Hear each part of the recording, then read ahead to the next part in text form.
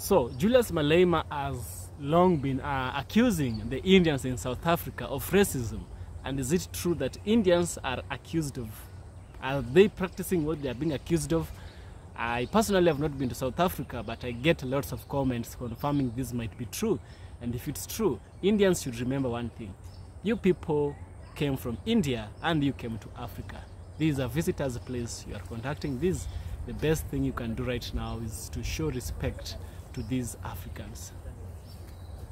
To show, I want to give you two examples of why I say majority of Indians are racist.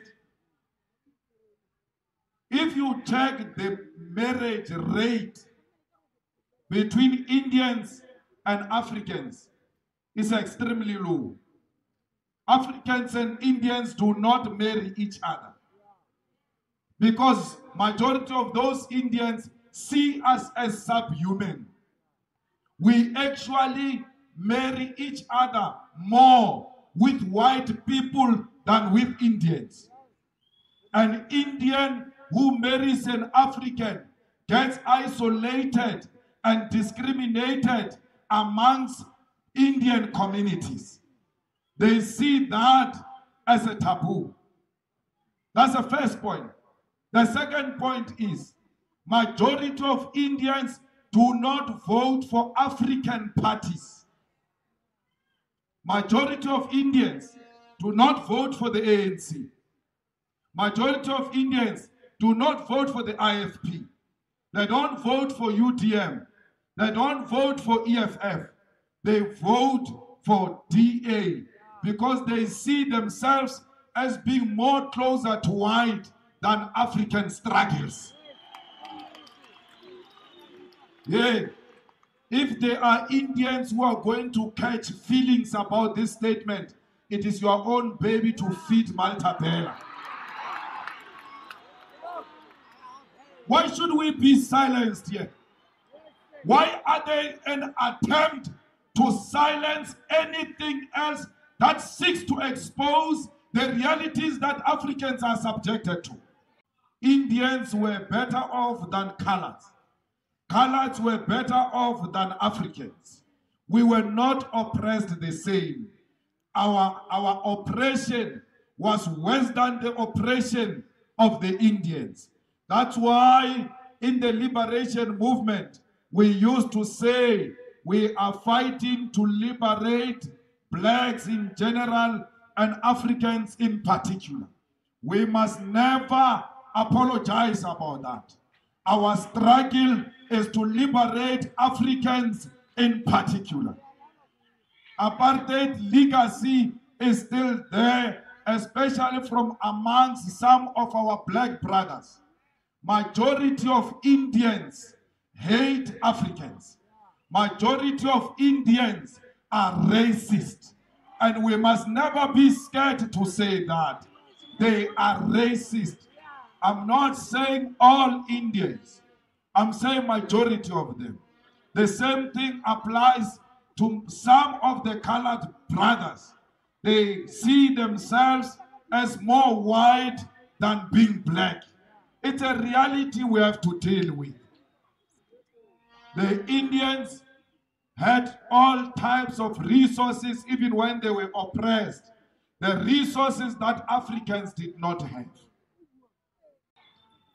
When our deputy president shows that in parliament, they attack him because they want to silence that reality.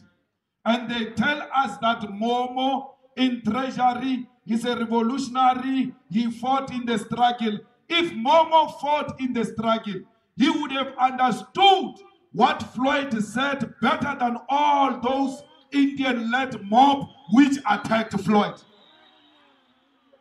A revolutionary would have known that when he went into prison, that when he went into exile, he was fighting for blacks in general, but Africans in particular. That's a reality. Unless he was engaged in a struggle, Momo didn't know.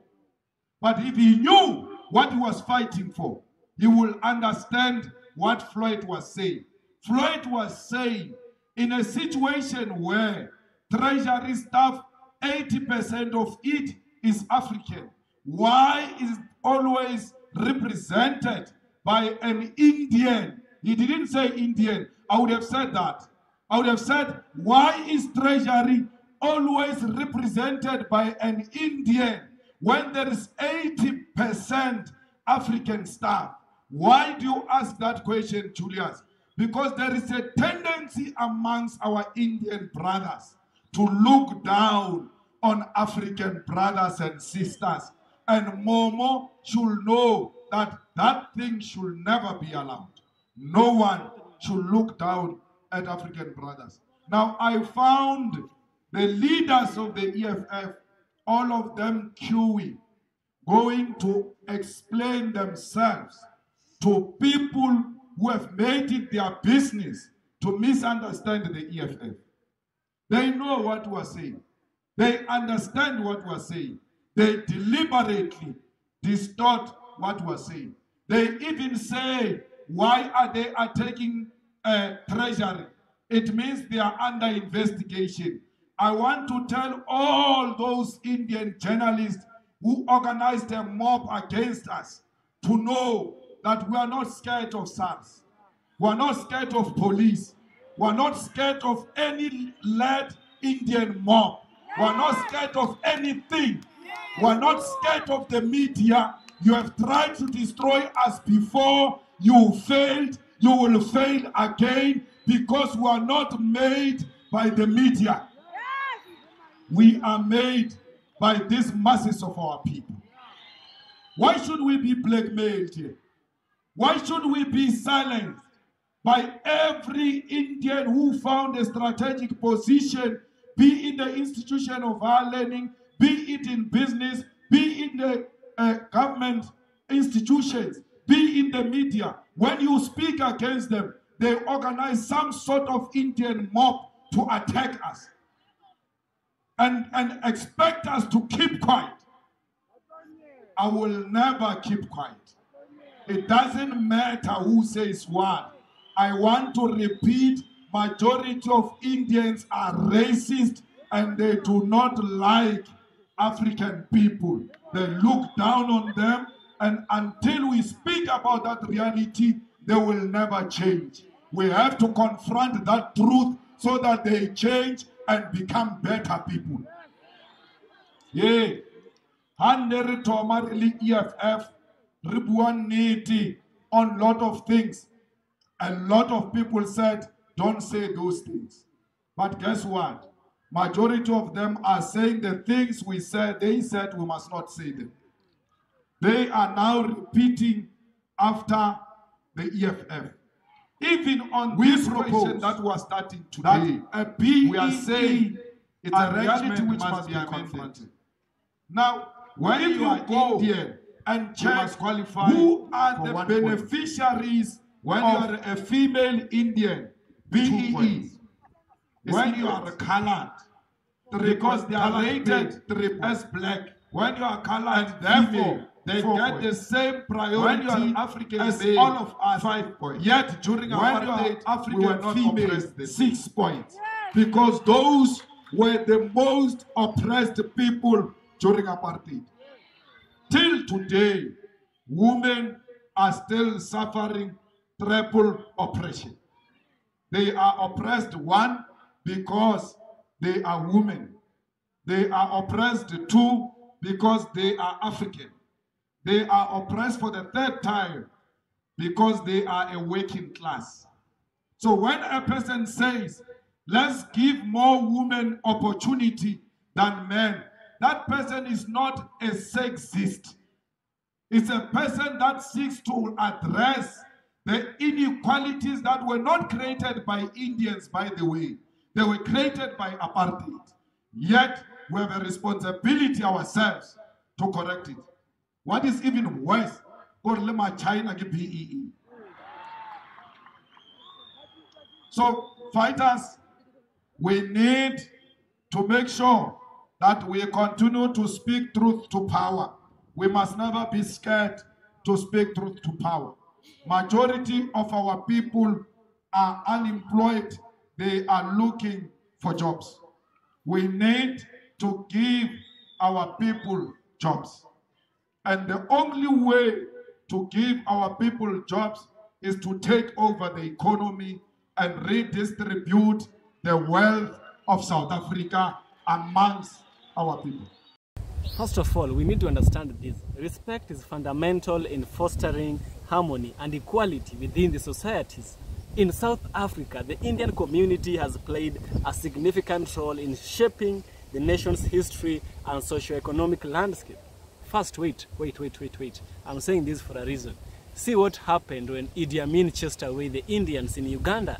The economy of Uganda went nosedive. It went down. See what happened when Robert Mugabe chased away the white people in Zimbabwe. The economy of Zimbabwe went really down. So there is this role which these foreigners are playing in a country. However, in as much as they are playing these roles in a country, they should respect the owners of that country. They should respect the indigenous people. They should respect the native individuals. I always say I can't go into your house and make myself the owner of your house. Your house will be your house. I'm a guest. I live by thy rules. Right? Is as easy as it seems, it's so hard for many people to implement, you know. However, as we continue with this one, the journey towards mutual respect and understanding has not been without challenges between Indians, South Africans who are black, and the white South Africans. So this video is going to explore the historical introduction of Indians to South Africa, their contribution to the country, and the importance of respecting both Indians in South Africa and native black Americans, emphasizing the need for unity and solidarity across the South African community. So the historical introduction of Indians to South Africa, you know, you can't just appear. I told you, Africa is the only continent with indigenous people. Yes, Africa is the only continent with indigenous people. Nobody came and chased us away and they took, no. The other parts of the world, they have done that, but Africa, no. So how did these Indians get themselves to South Africa?